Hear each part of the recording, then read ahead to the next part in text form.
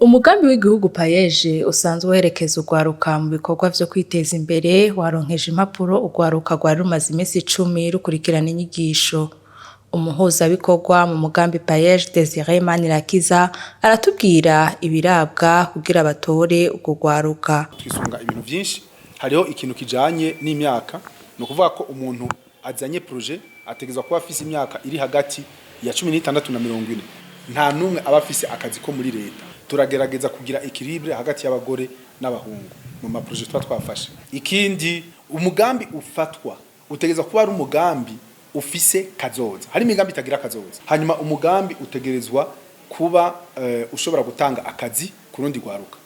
Ukongera ushobora gutuma Uburundi butunga gusumba uko buri uno munsi. Desire Manirakiza abandanya ahanura urwo rwaruka rwaronse inyigisho ko goba imboneza z'abandi. Urugwaruka goba imboneza kurundi rwaruka rutarajijuka rugoma muhira rurindiriye yuko hazohava haza umuntu aruha akazi ko mu biro. Ko leta mvyeyi leta nkozi yashoboye gushiraho iki kigega none umugambi bijeje gufasha urugwaruka maze rushobore kuza kugira ngo dushobore gufashanya dushobore kubaha imitahe yibanze nabo baje ku kivi nk'abandi.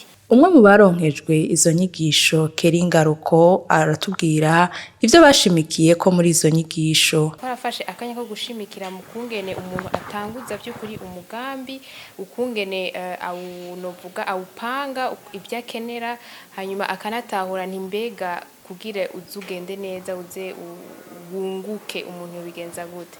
Rero maja mu make twako turiga mbe umugambi utangura gute ushira mu ngiro gute. Abaronkejwe impapuro certificat bongera baronswa umutahe w'ibanze bagera kwijana na 2.